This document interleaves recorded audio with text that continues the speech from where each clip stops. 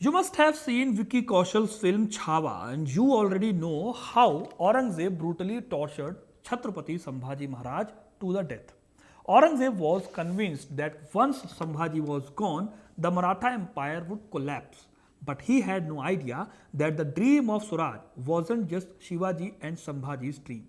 It lived inside someone else's too, a Maratha queen. And when the Marathas were at their weakest, she is the one who kept that dream alive. There was a moment when everyone believed the Maratha Empire was finished, that everything would fall apart. And what happened next is something most important and most people have never heard about. While the Maratha Empire stood on the edge, one woman stepped forward and took the charge. Her decisions, her strategies, and her sheer presence kept the fight alive. What is more shocking is that despite everything she did, her name rarely appears in mainstream history. Yes, I am talking about Maharani Tarabai. Many of you might even be hearing her name properly for the first time. So today, let's uncover her story, the story of a queen whose sharp mind, unmatched courage, and fearless leadership shook Aurangzeb himself. She didn't just challenge the emperor, she rattled the very foundation of his power. We often talk about Rani Lakshmibai of Jhansi as a symbol of bravery, but Tarabai led a war against the Mughals almost 150 years before Lakshmibai was even born. Aurangzeb spent more than 25 years in the Deccan area, and throughout that time, the Marathas were his biggest problem. First, Chhatrapati Shivaji Maharaj challenged the Mughal Empire. After him, Sambhaji Maharaj crushed Mughal forces for nearly 9 years, even destroying Aurangzeb's prized city, Burhanpur. But in 1689, Aurangzeb captured him through treachery and Sambhaji Maharaj met a brutal death. Aurangzeb thought that the Maratha resistance was finally over. But Rajaram stepped up next, becoming the new shield of the Maratha Empire. And then, when Rajaram suddenly died, the situation became more critical. The throne was left without a leader, and the Maratha Empire stood on the edge once again. Aurangzeb did have one potential Maratha successor in his custody, Shahuji Maharaj. On the other side, Tarabai's own sons were too young. And in that moment of crisis, it was Tarabai who stepped forward and took command.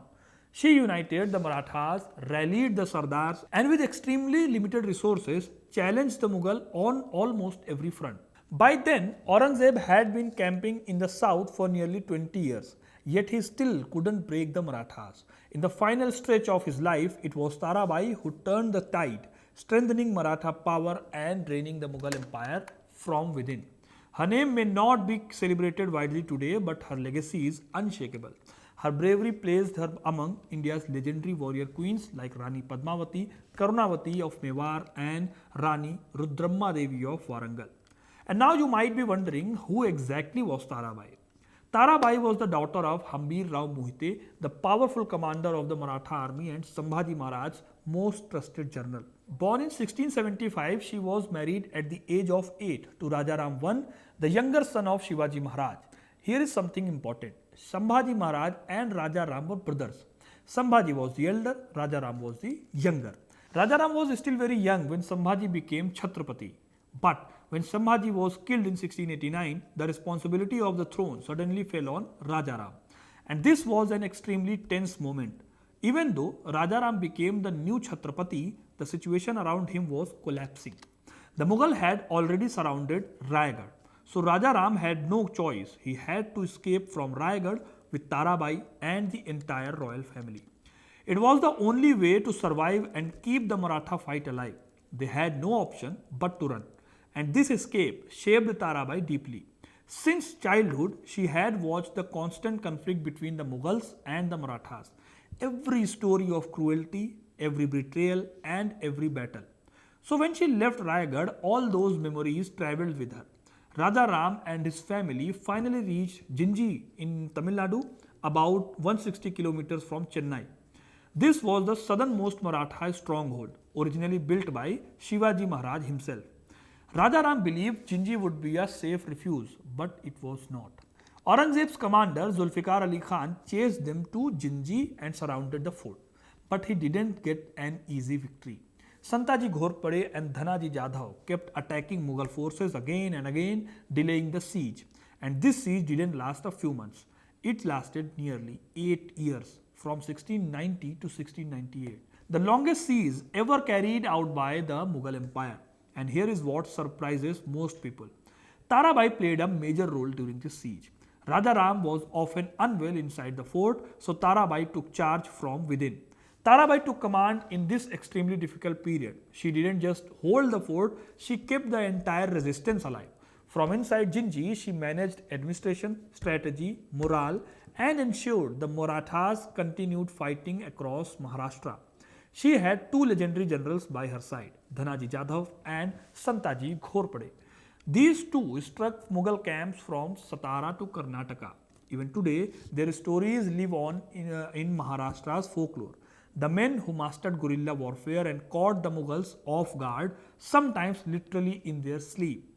Tarabai and Rajaram stayed inside Jinji fort until 1698, holding out through one of the toughest phases in Maratha history. When the Mughal siege finally weakened, Tarabai and Rajaram slipped out of Jinji and returned to Maharashtra. But fate didn't give her any relief. Just 2 years later, in 1700, Rajaram passed away after a long illness. Tarabai, only 25 years old, suddenly found herself a widow, and the Maratha Empire was once again without a leader. This created a huge crisis. Who would now inherit the throne? Tarabai's son Shivaji II was only 4 years old, and yet he was the last hope of the empire. So Tarabai declared her young son the new Chhatrapati and took charge as his guardian. Remember, Sambhaji Maharaj's son Shahuji Maharaj was still in Aurangzeb's captivity.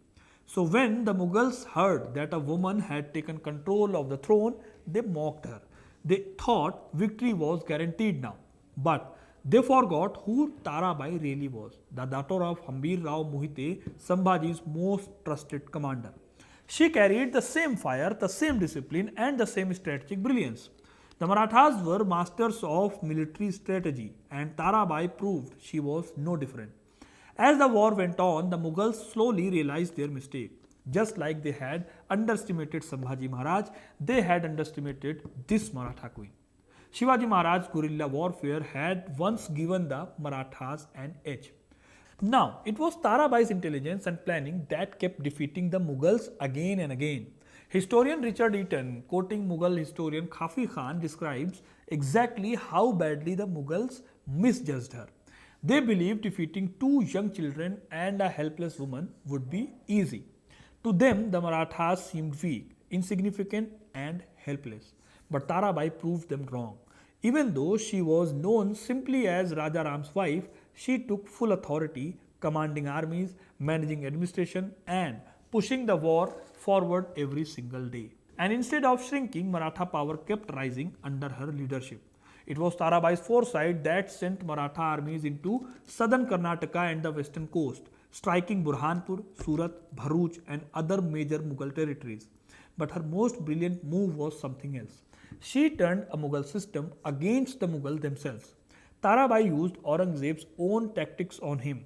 She bribed Mughal commanders heavily, breaking their loyalty, weakening their discipline, and slowly crippling the Mughal army from within.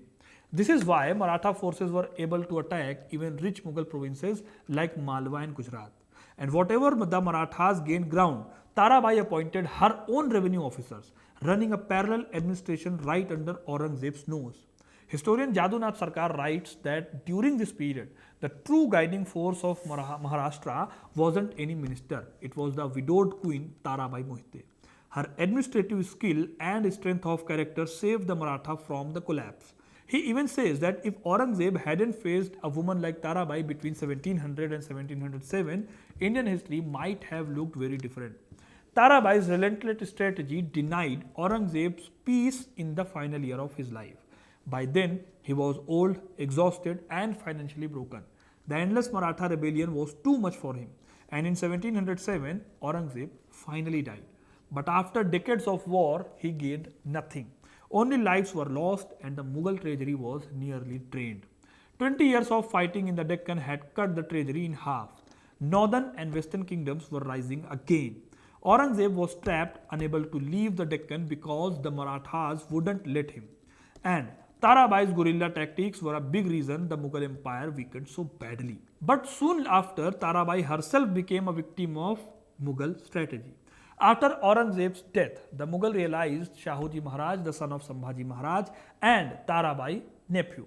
Their plan was very simple: create a second claimant to the throne and split the Marathas.